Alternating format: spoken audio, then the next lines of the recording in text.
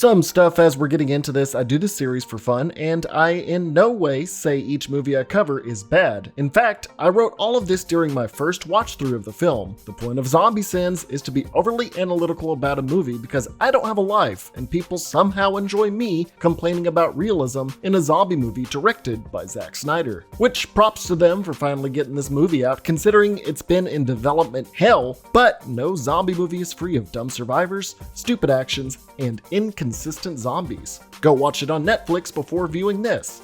Anyways, on with the show.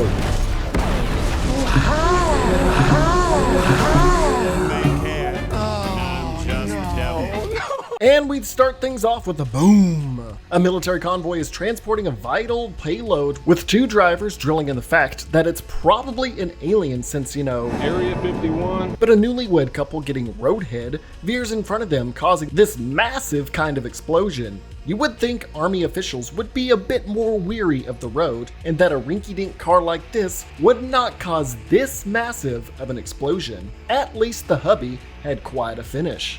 The extraterrestrial crate is opened. Emergency armed services say to evacuate the area immediately, yet a few soldiers continue to slowly approach it. You would think that the army would have briefed them that in the case that the payload somehow opened, to evacuate, instead of having emergency services saying, "Oops, it happened, you better GTFO. Get away from that location now." We get our first glimpse at what kind of zombie we are dealing with. A roided out, muscle-bound zombie capable of withstanding tons of gunfire, easily tearing flesh out of men's necks, and ripping their jaws off and groaning like a junkie bear. Still, gotta wonder why this unit was so underprepared for something like this. Patient Zero outsmarts and overwhelms the two remaining soldiers, infecting them and showing the transmission rate is well under 10 seconds for them from this specific zombie's bite. The newly born zombies rise to see the Las Vegas skyline, and I'm getting some hella Dead Rising 2 vibes already. We get a musical montage of zombies invading the entertainment capital of the world, showing the comical tone this movie is gonna flirt with, and lots of bare boobies, and I'm all for that. Not only that, but the song Viva Las Vegas is covered by Richard Cheese. Viva Las Vegas! Who, if you didn't already know, had his own cover of Disturbed's Down with the Sickness back in the 2004 remake of Dawn of the Dead. You fucker, get up, come on, get down with the dickness. Also directed by Zack Snyder, minus one sin for that good old Dick Cheese. It wouldn't be the beginning of a zombie outbreak without some kind of vehicle crashing into a building and exploding gloriously. So the general public are slow-moving zombies, but Patient Zero, who was obviously experimented on, has this adept strength and understanding. Seems we have a mutative alien virus on our hands. A good way to make some variety in the dead ranks and giving actual reason to varied zombie behavior. Minus one sin. I actually quite enjoy this montage, giving us a quick brief down on what happened in the beginning, going over how people survived, how the zombies behave, and the survivors we will come to know not being total dumb bastards shooting anyone with a bite mark, but I'm sure that will change later in the movie. Anyways, minus one sin. One thing though, this couple were bit and didn't turn yet without any notable symptoms. I wonder if this is going to be a very inconsistent transmission time. Okay, so let me get this straight. You have bombers absolutely annihilating zombies and faux French foundations from the skies, yet you send in paratroopers into crowded streets armed with nothing but a pistol? Why? Gore is good. My monkey horror liking brain like. YouTube, it not like. Me still take off one sin. This woman and child are about to escape but get pulled in by a horde and thusly crushed by industrial cargo crates in order to barricade Las Vegas. You would think Bautista's group or the many other soldiers there would have attempted to save her and put down some gunfire instead of saying, no, we need the former wrestler to have visual character development. How the hell did they get to the last opening in this quarantine wall with that many zombies surrounding them? And how did none of the thousands of deadites not decide to pour through this opening after the noticeably living and screaming people just a few yards away? Somehow, no zombies ran off into the desert as military efforts were able to construct a 72 square mile barricade around Las Vegas. Time passes and the tragedy of Vegas has been dubbed the Zombie Wars, with the president and Congress approving a low-yield nuke to be detonated there on sundown of the 4th of July. While I applaud them for taking action on wanting to nip this in the bud a few years after the fact, but why on the 4th of July? We tend to immortalize dates in history, so why make Independence Day the same day the US is going to use the third nuke in human history on its own soil? I get it, if funny, explosions, fireworks, America, boom, boom, boom, but come on! Dave Bautista is now a fry cook, and a secretive Asian businessman strolls on in saying there's $200 million there. You have experience and are plot armor big boy. Go get it. So basically, this is the plot of Peninsula mixed in with Dead Rising 2.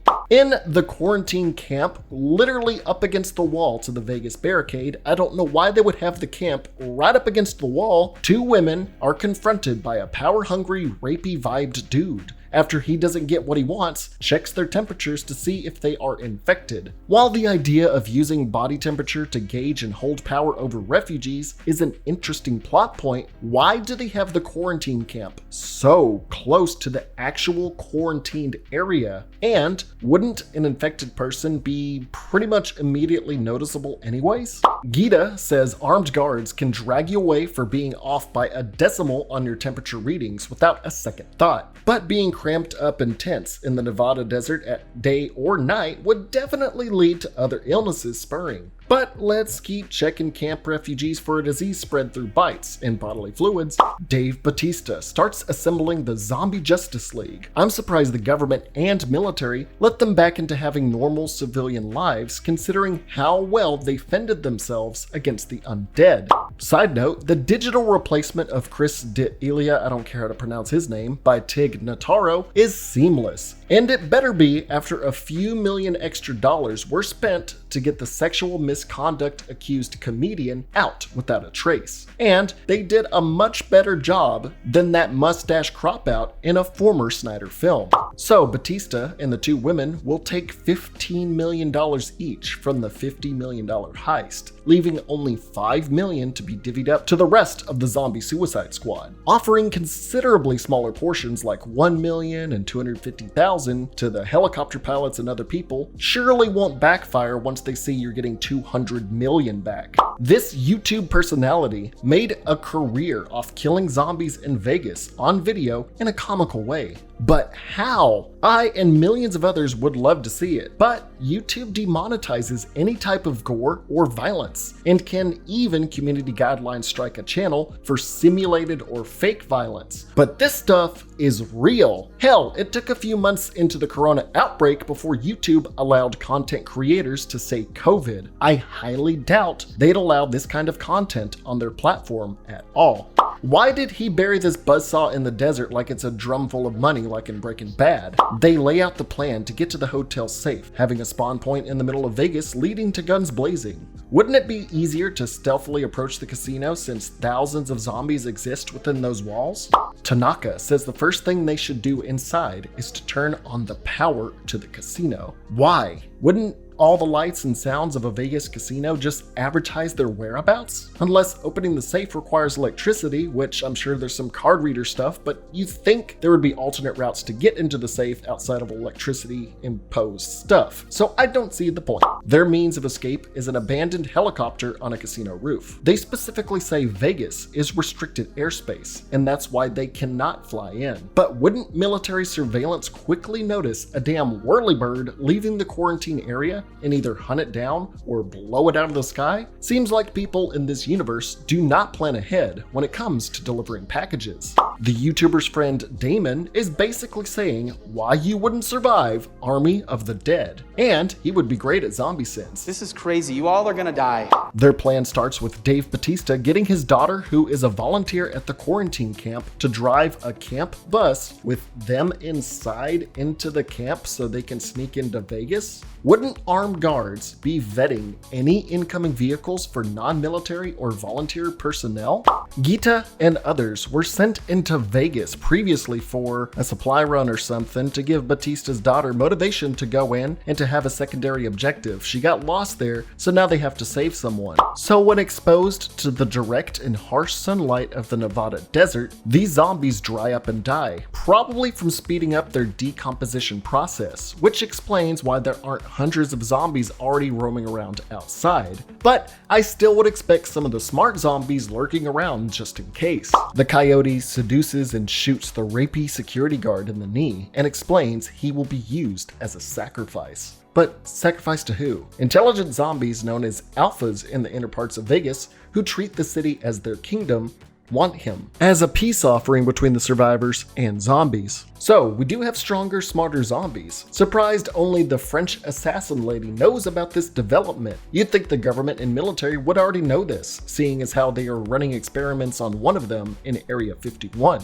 You think they would have had beefed up security in case the alphas decided to expand their kingdom beyond the walls in the years after Vegas's downfall. Coyote reveals that bites from alpha zombies will turn you into the fast, strong, and smart alpha zombies, while basic, generic, slow-moving zombies known as shamblers exist as well, showing that there are different strains of the virus that exist. But how do shamblers exist in the first place if there was already an alpha that started everything? Kate assumes her friend Gita must be where the alpha zombies take living people to be turned into alpha zombies, and they just have to go there. Bitch, I know you are BFFs and shit, but girl, forget it. You're gonna try to take on hundreds of those alphas with a nuke dropping in 2 days? Nah, fam. Well, lucky they happened to find and recruit the coyote who knows so much about all these zombies in the first place. Because without me, you can't fly the chopper out of here.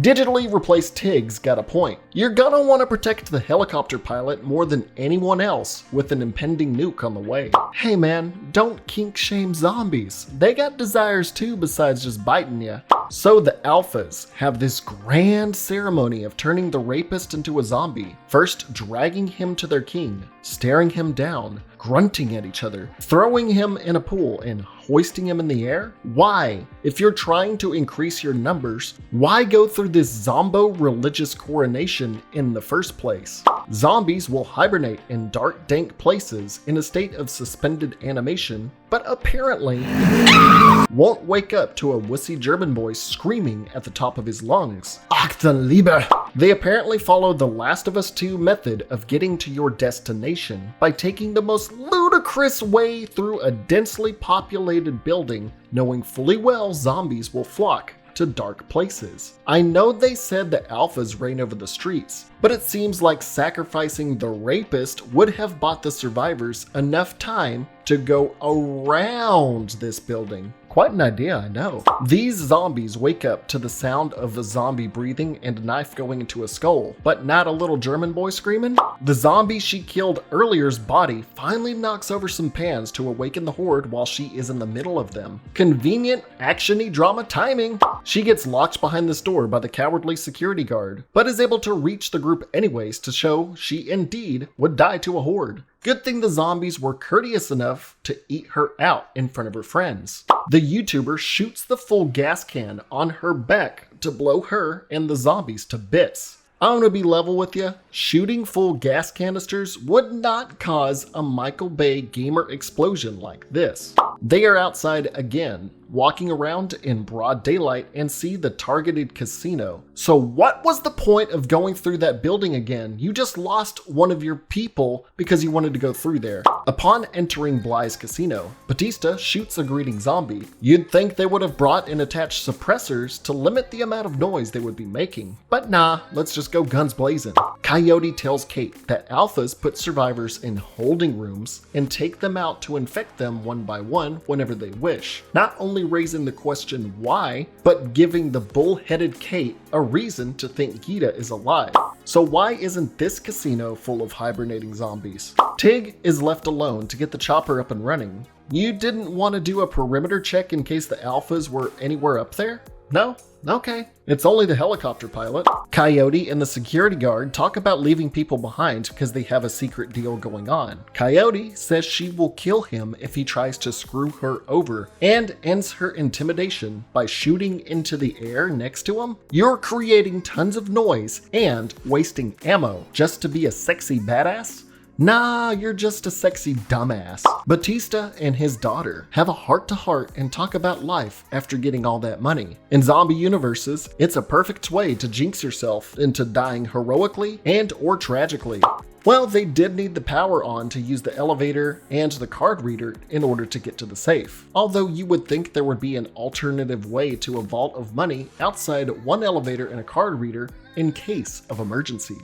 Stop the sins for just a moment, but Vandero sees a group of dead skeletons wearing clothes similar to those of their group, even Maria's key necklace, and assumes it's them from an alternative timeline, and goes off on this tangent about these events replaying over and over until they succeeded for the puppet master, that is the Asian casino owner Tanaka, spurring multiverse theories about the show's upcoming prequel and anime adaptations. Now, it may be a joke by Snyder or the character just having this philosophical moment, but considering the fact that aliens are involved and multiverses sell big time for franchises, who knows? Maybe this will tie into the DC universe.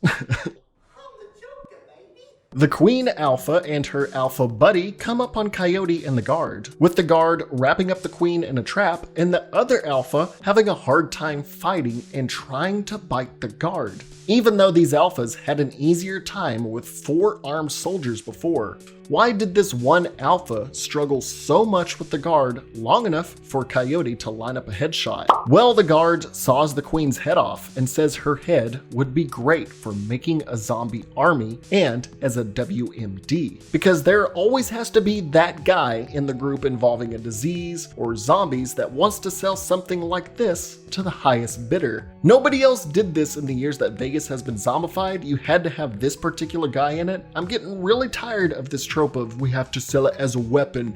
Coyote knows that Alphas let out death screams to warn other Alphas. How would she know that unless she literally sawed the heads off multiple of these tough, speedy, smart bastards, especially since the known method to kill them is to blow their head off with a gunshot. You would not be able to give a death scream if you got your head shot off. So there are pressure plates on the floor in front of the vault that will do some Indiana Jones hijinks if stepped on. Vandero goes back upstairs and returns with a living zombie strapped to a dolly and releases it so it can walk on the plates, only for it to turn around and try to eat them. 2 things here. How did he even achieve binding up this zombie, putting it on a dolly, and getting it all the way back there without any issues? And why did Vandero act surprised it didn't ignore the group? With that failure out of the way, he finds another zombie, a chef, to walk the booby-trapped hallway by throwing a microwaved hand to the other side.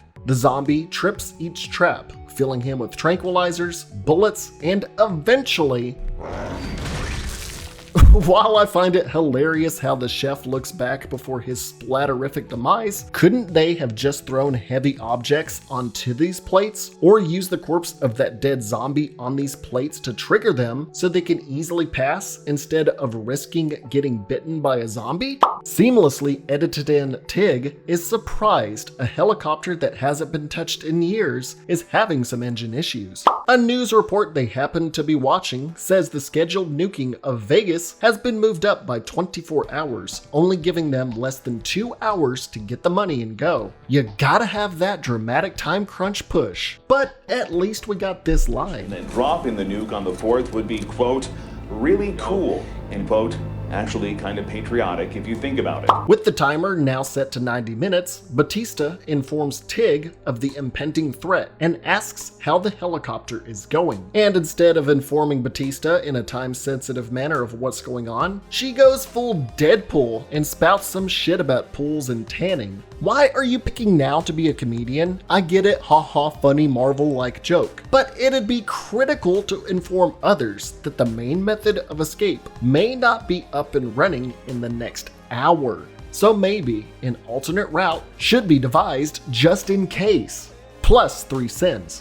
The team's arrival at the safe screws up our German friend Dieter's safe cracking and says if he screws up again, the vault will lock permanently. With this guy's obsessively bona fide knowledge of vaults, you think he would have said that beforehand to the group and required silence if anybody got near. But no, we need yet another time crunch mechanism for the movie. The Zombie King rides a zombie horse? I'm genuinely surprised. Horses act no different when undead and with no eyes to speak of. I guess they are using echolocation? I don't know. Alpha zombies can feel remorse over the death of other alphas, giving them more human emotions. But why did the king keep sending his queen out with only one other alpha, knowing armed survivors were out there? You'd think there would have been more reinforcements for his bride. Gonna stop the sins one more time, but that is the most money I've ever held in my hand. You'd have a whole lot more money if you accepted that role in Fast and Furious. But instead of taking a sell-out role, you came out a true champ by proposing to be Marcus Phoenix for a Gears of War live-action movie. While Bautista's request was denied, I gotta say he's definitely earned some cool guy points for gamers everywhere. I really hope you get that role as Ernest Hemingway someday, my dude.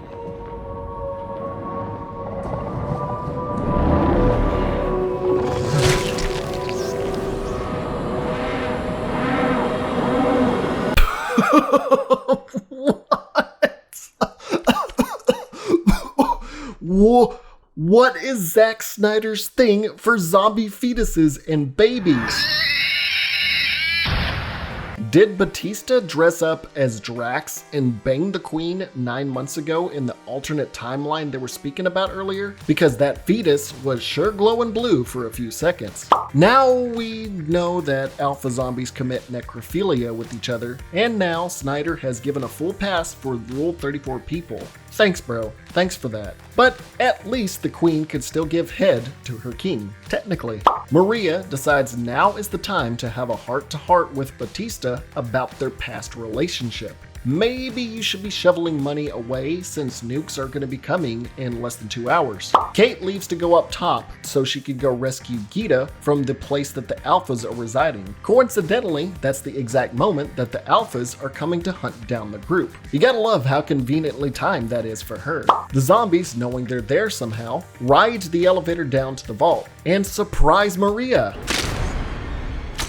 by turning her into an owl. While quite a hoot, why didn't the guard from earlier get the same treatment from the queen's right-hand man? You would think the right-hand man would be a lot stronger, but he was struggling to fight off this survivor. This alpha right here displays some excellent dodging skills in choreography. Weird that no others have shown the capacity to do this kind of feat, besides the king, and won't for the rest of the movie. The alpha horde knows exactly where to go to find this secure vault. The guard traps Coyote and the gang behind a door, saying the zombie head is worth 10 times more than the $200 million they were heisting. Again, no kind of organization or group has tried this yet. I get it, it's a bioweapon and countries will use it to start wars, and yeah, we've heard this story tons of times. The king adorns a helmet that protects his head from gunfire, eliminating his one weakness. Now that is zombie genius, and an interesting development. While I do have to ask, why didn't he have anyone else in his army do the same thing to protect them? Still,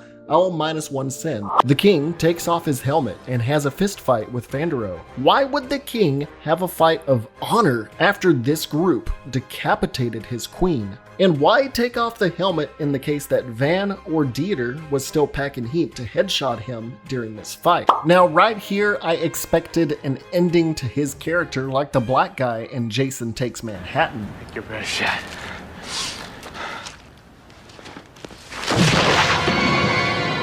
But Dieter stuns the king, which I just realized is named Zeus, with a blow to the head right before Vandero was about to be bitten. Why does Zeus have these dramatic pauses before biting others? You're making the living your servants just by biting them. Why would you take your time? Good thing Zeus told his forces to leave, or else Dieter wouldn't have been able to have this heroic moment of locking Vandero in the vault. The security guard gets away to see the bag with the queen's head has been traded out, and for Karma Tiger to appear and brutalize him. The gore here was top notch. It's too bad I can't show it. Watch the movie for yourself and see. -1 sin. Bautista is able to perfectly Rick Grimes headshot dozens of alpha zombies consistently. Whoa, wait, rewind.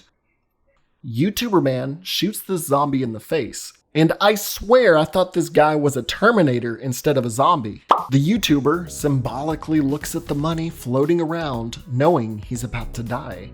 And instead of warning the others, he pulls the pin on a grenade on his chest near his group, so he can also explode in a pile of zombies. You kinda risked killing other people there. Good thing zombies always go for the sacrificial target and not the two people still moving around near him. Do You Really Wanna Hurt Me starts playing in the elevator. And I gotta say, Snyder, you missed a great opportunity to reference your 2004 remake of Dawn of the Dead.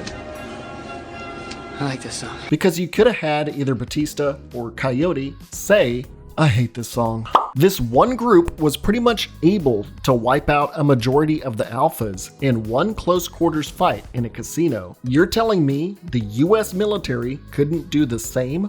Or better yet, use your bombers to bomb the living hell out of Vegas because these zombies are in a contained area and it'd be like shooting fish in a barrel instead of nuking the living hell out of it. Or even better yet, do some reconnaissance from the air and figure out that the alpha zombies all go to one specific location of a casino and just bomb that specific building. Or the regular zombies that go into specific buildings so they can hibernate. If you've ever seen my Why You Wouldn't Survive series, you would know the last option you would do is using a nuke, but they have a lot more options than dropping a nuke on a contained area. Kate reaches the floor where Gita is, and we see the rapist from earlier now turned alpha skulking around. Because of course he is the only alpha zombie that stayed behind because of narrative purposes. The king reaches the roof as they are about to escape, and Coyote pulls the queen's head on him to put them at a stalemate. He chucks a spear at her and pins her to the wall, and you're telling me she could still keep a grip on the queen's head here? They get away by helicopter, and Bautista says they have to go to the Olympus Casino to save his daughter Kate before the nukes fall in 9 minutes. Instead of being surprised, Tig, the pilot, says, yeah, okay, let's do it. That's manageable in this helicopter that was constantly catching fire earlier. King Zeus somehow gets all the way down to ground level on his horse with more zombie soldiers to follow the helicopter. Kate somehow holds back the alpha rapist long enough to shoot him in the head. Not like these kind of alphas just twisted a girl's head all the way around. The king and his subjects somehow reach this floor that fast. Kate headshots every single one of these intelligent zombies, one after another. I would have assumed these alphas would have been a bit more tactical and at least attempt to dodge gunfire and zigzag. But nah, she gets to wipe them all out with just a pistol. You're telling me Bautista had a grenade launcher handy this whole time and then somehow basically knew King Zeus would be right there, right at that moment, so he could blow him away? Well, taking a chapter out of #alive, the helicopter silently approaches the rooftop to reveal the main characters weren't abandoned by the pilot. Wait, you guys hear that? The king survived and stares at the helicopter, and instead of Bautista pulling out a weapon to make sure he can't jump in, well, he just sits there going, ugh, and the king is able to dying light jump in. And we have a long physical confrontation between Bautista and Zeus, with Zeus even being able to snap Bautista's arm. But after numerous blows, Zeus finally doesn't hesitate to bite Bautista here. Now that he's bitten, Bautista has no hesitation to blow Zeus's head off with a gunshot. Man, you had your chance earlier, my dude, when he was jumping onto the helicopter. But dads always gotta sacrifice themselves at the end. You know, it's like Daddy in Train to Busan said, 맨날 욕먹고 인정 못 받고 그래도 뭐 희생하고 사는 거지 뭐. The nuclear bomb goes off, wiping out Las Vegas, and the helicopter is somehow able to outpace the blast and even crash outside the fallout radius. Wow! Kate and Bautista survive all of this. But Bautista somehow hasn't turned yet, despite being bit by the Alpha. I'm not talking about alphas, I'm talking about the Alpha. It's the king, baby! You'd think his virus would be able to spread faster, considering how fast the soldiers turned after being bitten by the first Alpha at the beginning of the movie. Bautista and Kate talk about lobster rolls, he gives her an inheritance, they say their goodbyes, and he slowly dies and comes back to life long enough for Kate to off him. I get it, he's a badass, but damn, why did that take so long? Vandero crawls out of the fire escape here after the nuke went off and wiped out Las Vegas. While I'm not surprised the towering casino above this little underground area is completely destroyed, you would expect some kind of rubble to obstruct his escape, but no, it's completely open. You would also expect some kind of thermal radiation and residual heat to remain, but he just casually walks out and into the Nevada desert with no issue.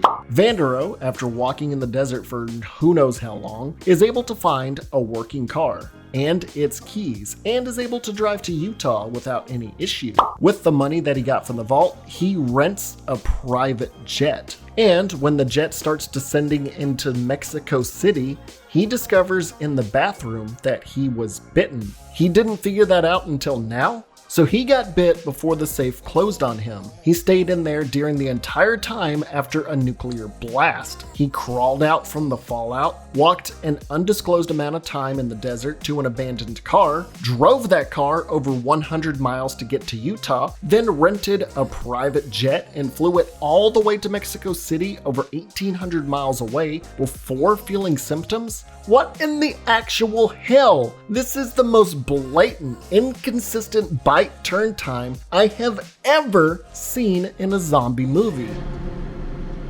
Fuck. And it ends there because sequel bait. I'm going to add 13 sins just because all of the events that just happened feel really unlucky and making this an even 100, although I probably screwed up somewhere in the sin count, so please let me know in the comments of how I screwed up. I always do in these zombie sins. But kudos to everyone involved in this movie's production. I highly recommend watching the supplementary video on Netflix about the making of this movie called Creating an Army of the Dead to see how much passion and work was put into this. And before I go, I gotta say, Snyder one-upped 28 Weeks Later. Instead of a kiss causing a zombie-like outbreak, Snyder said, "What are we, fucking 12?" and had his outbreak be started by a blowjob. Nice. Nice. Wow. Wow. Wow. It's gonna be like a mouthful of sand. No, please don't do that. Desert in my mouth. No, that's not a good blowjob. Sorry you got twisted up in this scene. Truth is, the game was rigged from the start.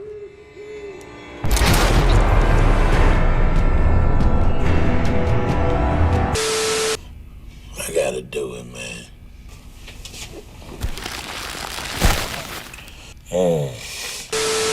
Mister, my family will pay cash. Whatever ransom you're asking for, they'll pay it. It rubs the lotion on its skin or else it gets the hose again. Oh my god, cheers. The giant steel door of Vault 101 slid closed and never reopened. What are you gonna do? Knock my block off? Don't move. Can't see us if we don't move. Hunter! Choke me like you hate me, but you love me. I really wanted to believe we could. Yeah. You owe me a pizza. God damn it, we just missed it! Come back, we're still here! Hey! Come back! Oh, he ain't coming back. Maybe the helicopter. Maybe it's made of chocolate.